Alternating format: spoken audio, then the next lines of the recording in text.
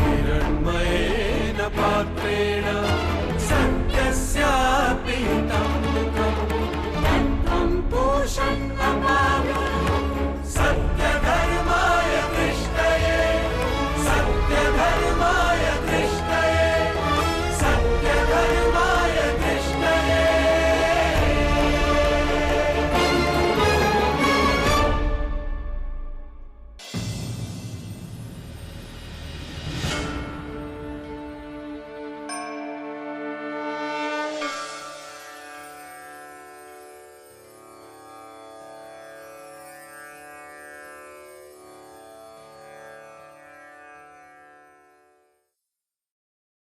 सर्वे वेदाः यत्पठमामनन्ति तपांसि सर्वाणि च यद्वदन्ति यदिच्छन्तो ब्रह्मचर्यं चरन्ति तत्ते पदं सङ्ग्रहेण ब्रवीमि ओमित्येतत्।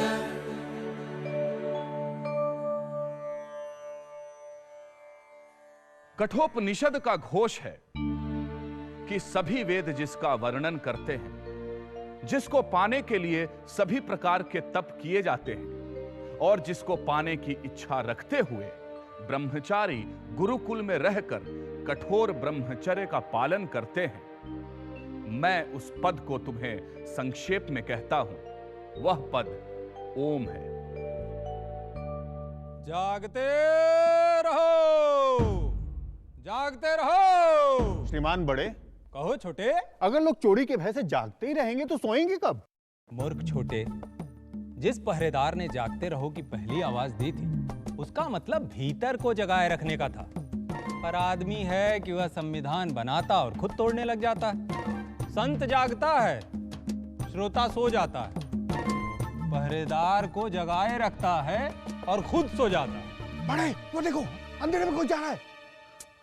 चोर है वह, खजाने की तलाश में जा रहा है। तू उसे पकड़े। सुबह होते ही वह छूट जाएगा और तू भीतर चला जाएगा। क्यों?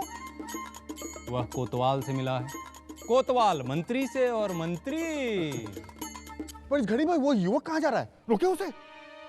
वह भी खजाने की तलाश में जा रहा है, सुख के खजाने की तलाश में। लगता है अपनी प्रेयसी से मिलने जा रहा है। बड़े, हाँ? पर इस ब्रह्मचारी को इस समय किसकी तलाश है? इसे तो मैंने पहले कभी नहीं देखा यहाँ। हाँ? ओ ब्रह्मचारी, यहाँ। हम दोनों की आंखों में धूल झोंक कर इस समय कहाँ जा रहा है? खजाने की तलाश में। ब्रह्मचारी और खजाने की तलाश में।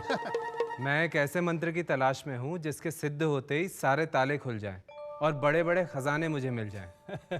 दार्शनिक बातें करता है। जा भाई जा, जा तू बड़े बड़े विचारों के ताले खोल। जा किसी गुरु को ढूंढ, शायद तुझे कोई कुंजी मिली जाए। स्वस्ति न इंद्रो वृतश्रवाः स्वस्ति न पूषा विश्ववेदाः। कहो बटुक, क्या जानना चाहते हो? आचार्य, मैं एक ऐसा गुप्त मंत्र जानना चाहता हूँ जिससे जीवन के सारे सुख मुझे मिल जाएं, जिसके सिद्ध होते ही बड़े बड़े खजाने खुल जाएं। क्या आप ऐसा मंत्र जानते हैं? महान मंत्रों को जानने के लिए महान साधना करनी पड़ती है बटुक। क्या तुम साधना के लिए तैयार हो? मैं तैयार हूँ।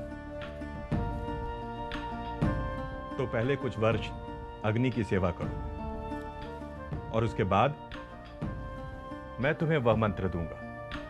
वर्षों तक आचार्य ने ब्रह्मचारी को शास्त्रों की शिक्षा दी, पर वह मंत्र न बताया। ब्रह्मचारी उतावला हो रहा था। एक दिन उससे रहा न गया और उसने गुरु के पास जाकर पूछ ही लिया।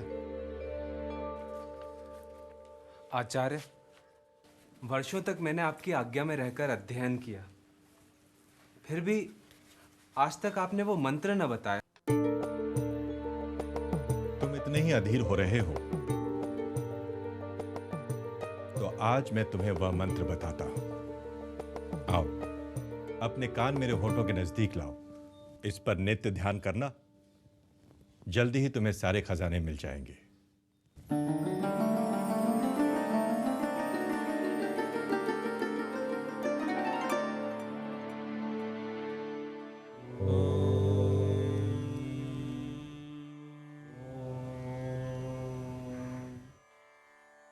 ये क्या?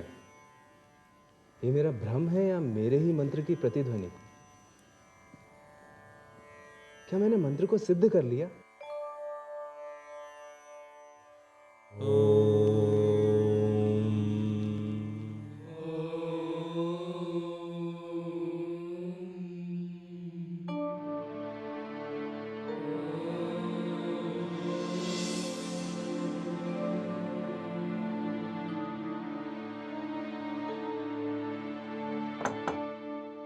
कौन है?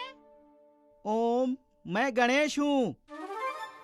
लो, नाम लेने से पहले भी ओम। और ये शब्द गुप्त है। वाह रे मेरे आचार्य, वाह, बड़ा ठगा मुझे। रोज मुझसे सेवा करवाते रहे। आज देखता हूं मैं आपको। ओम भवति भिक्षाम देहि।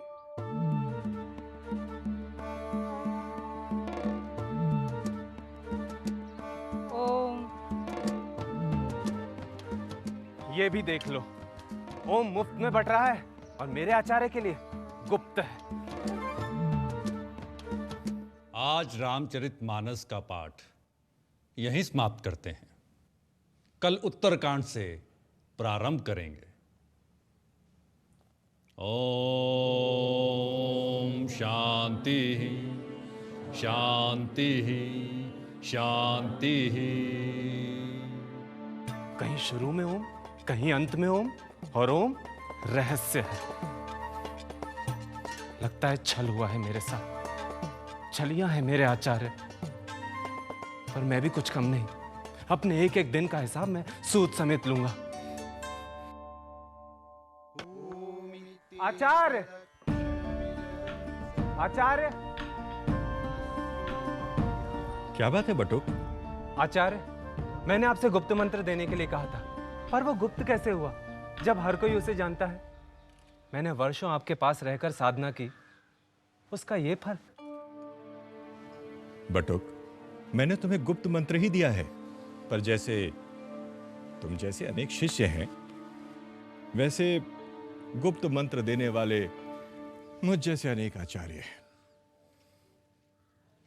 पर मेरे पास एक और गुप्त मंत्र है, पर उसे पाने के लिए तुम्हें मेरा एक काम करना होगा। काम क्या है?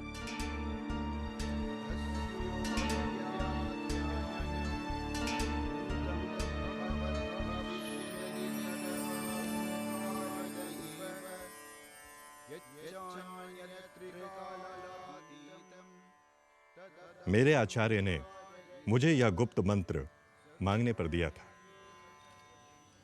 आज मैं तुम्हें दे रहा हूं।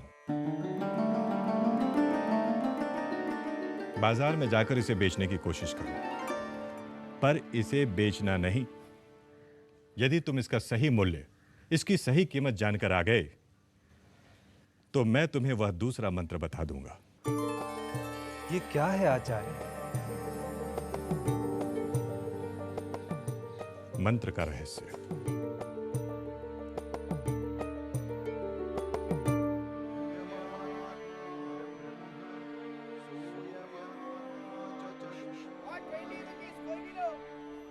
ले लो आलू, टमाटर, प्याज, राम तुरई, भिंडी।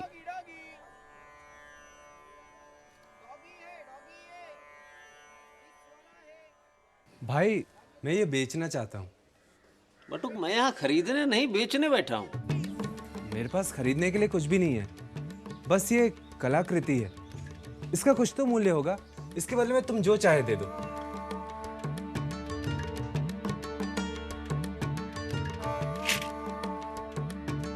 देख रहे हो ना भाई, इसका वजन मेरे बाट के बराबर है। ये मेरे सब्जियां तौलने के काम आ जाएगा। इसके बदले जो चाहे पाव सेर ले लो।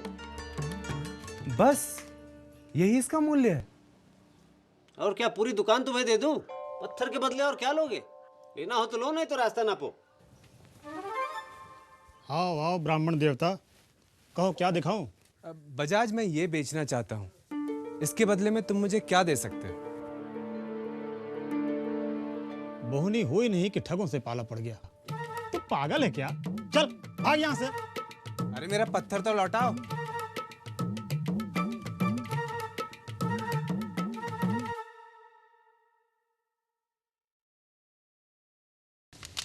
चाकू की धार तेज करने से ज्यादा इसका और क्या उपयोग हो सकता है? ब्रह्मचारी हो इसलिए निराश नहीं करूंगा। हाँ, थोड़ा सा गुड़ दे सकता हूँ मुंह मीठा करने के लिए। तो क्या इसकी कोई कीमत नहीं है? ठोकरों में पड़े रहने वाले पत्थरों की क्या कीमत हो सकती है ब्राह्मण देवता?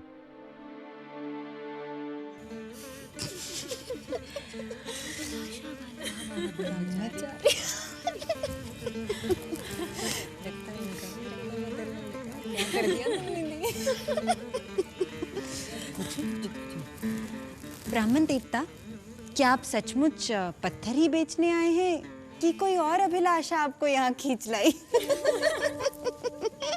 मैंने सोचा यहाँ सबका सम्मान होता है। आप देश विदेश के व्यापारियों से मिलती हैं, शायद आपको पत्थरों की पहचान हो, इसलिए मैं। ब्राह्मण देवता, मैं एक गणिका हूँ, जौहरी नहीं। आदमियों की खूब पहचान है पर पत्थरों की नहीं। तुम्हें जो भिक्षा चाहिए तुम्हें मिल जाएगी, पर इस पत्थर के टुकड़े का मेरे लिए कोई उपयोग नहीं। देवी, ब्रह्मचारी इतना आग्रह कर रहा है तो रख ही लीजिए ना। पत्थर पैर खींचने के काम तो आ ही सकता है। ऐसी गलती ना करिएगा देवी। सोने के टुकड़े से अपने पैर का मैल साफ करने वाली नगर वधू पत्थर से पैर साफ करेगी? आपकी प्रतिष्ठा धूल में मिल जाएगी। जाओ ब्राह्मण देवता, जाओ जाओ, पत्थरों के पारखी को ये ढेला दिखाओ।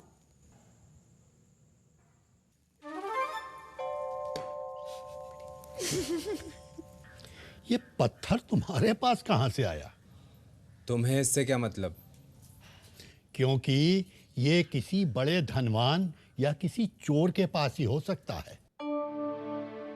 ये मुझे मेरे आचार्य ने दिया है। तुम इसका मूल्य बताओ। ब्राह्मण देवता,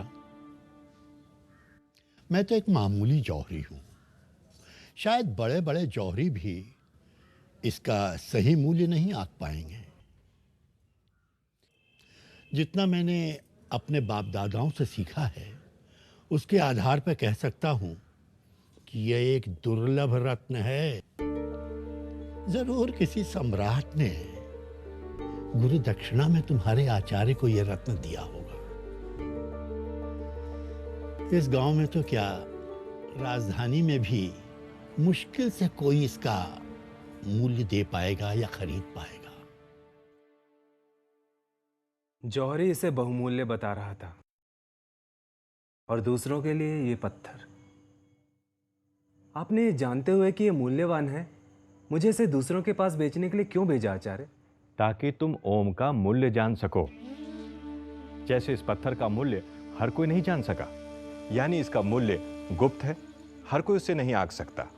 केवल पारखी आंखें ही पहचान सकी कि यह पत्थर नहीं, रत्न है। उसी तरह ओम भी एक रत्न है जिसका मूल्य गुप्त है।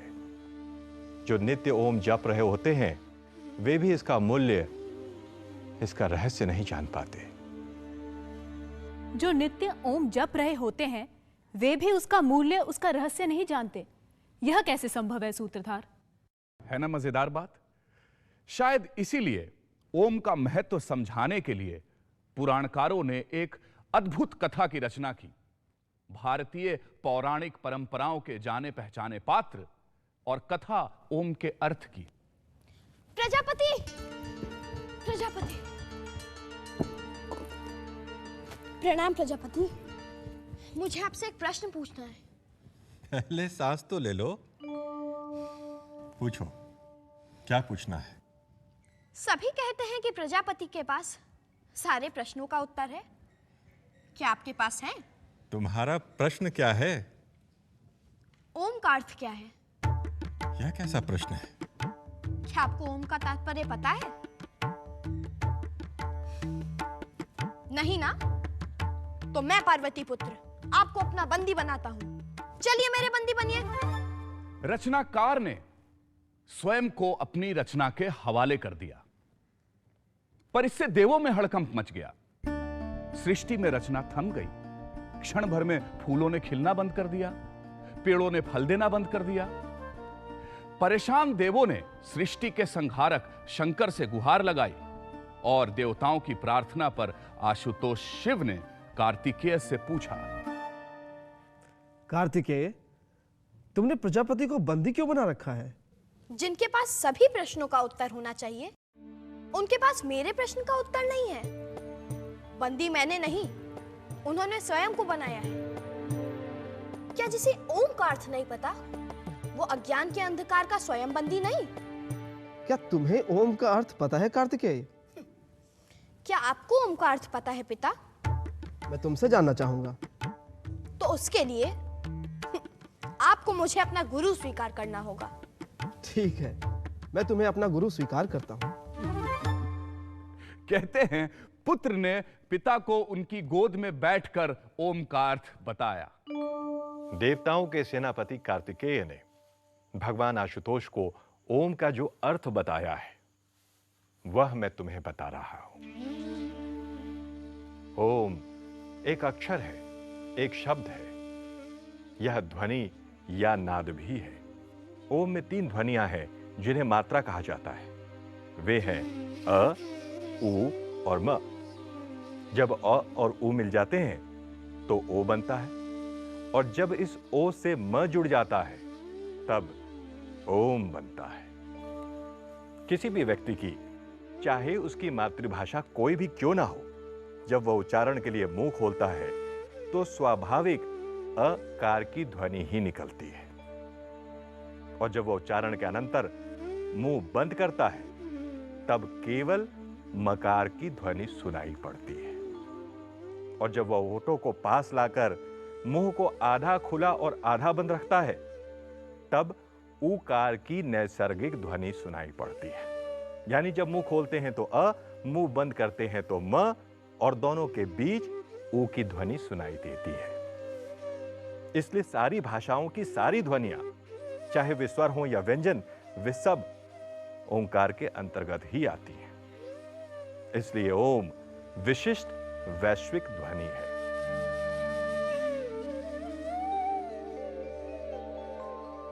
ओम ईश्वर का प्रतीक भी है। मांडुक्य उपनिषद के अनुसार जागृत अवस्था का समग्र जागृत प्रपंच ओंकार की प्रथम मात्रा अ से अभिव्यक्त होता है। समस्त स्वप्नावस्था का प्रपंच उ मात्रा से अभिव्यक्त होता है, और सुषुप्ति अवस्था का प्रपंच म से अभिव्यक्त होता है। संपूर्ण प्रपंच ही ईश्वर है, और जागृत, स्वप्न और सुषुप्ति ही समस्त प्रपंच है, और इन तीनों का प्रतीक अ, उ, म है। इसलिए ओम ही ईश्वर का अति अद्भुत प्रतीक है। ओंकार ईश्वर के निर्गुण स्वरूप का प्रतीक भी है। मांडुक्य उपनिषद का घोष है कि जैसे तीनों अवस्थाएं ब्रह्म या आत्मा से ही उत्पन्न होती हैं और उसी में विलीन हो जाती हैं, वैसे ही 3 मात्राओं से बना ओम भी शांति या निशब्दता से उत्पन्न होता है और उसी में विलीन हो जाता है। इसलिए 2 ओंकार के उच्चारणों के अंतराल के बीच की निशब्दता, जिसे अमात्रा कहते हैं, निर्गुण ब्रह्म का ही प्रतीक है। ओंकार के उच्चारण के समय अ मात्रा उ मात्रा में, उ मात्रा म मात्रा में विलीन और म मात्रा निशब्दता में विलीन हो जाती है। उसी प्रकार उपासना के समय इसी ओम के उच्चारण को आधार ले साधक स्थूल जागृत प्रपंच को सूक्ष्म या मानसिक प्रपंच में और सूक्ष्म प्रपंच को कारण प्रपंच में विलीन करता है। आगे उसका भी अतिक्रमण कर वह केवल शांत निर्गुण शांतम शिवम अद्वैतम आत्मा में ही स्थिर हो जाता है। यही ओंकार उपासना की चरम सीमा है। यानी ओम वह सब अभिव्यक्त करता है जो कुछ अस्तित्व में है, और जो समूचे अस्तित्व का मूल है, और जो सबसे परे है वह भी।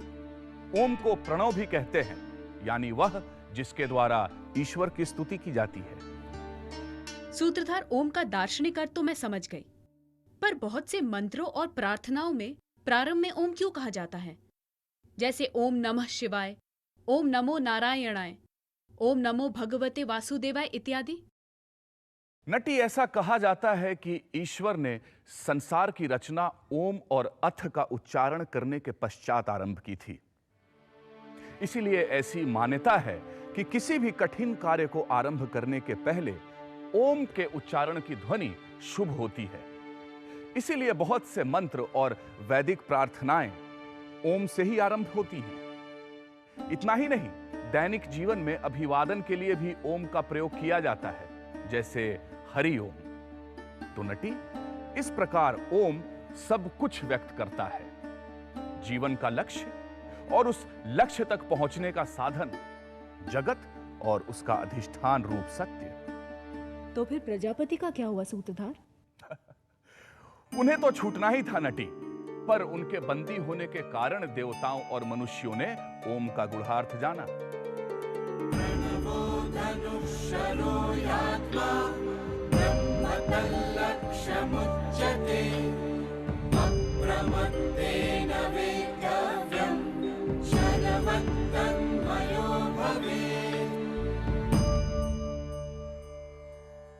ओमकार धनुष है, जीवात्मा बाण है और अक्षर ब्रह्म उसका लक्ष्य कहा गया है। बड़ी सावधानी से उस लक्ष्य का वेध करना चाहिए और लक्ष्य वेध के बाद बाण के समान लक्ष्य के साथ एक हो जाना चाहिए। यस्य प्रसादात् भवमङ्गलार्था प्रसूत गङ्गोपनिषत् विशुद्धा समर्पयामो गुरुचिन्मयाय भूयात् प्रसन्नः स शिवस्वरूप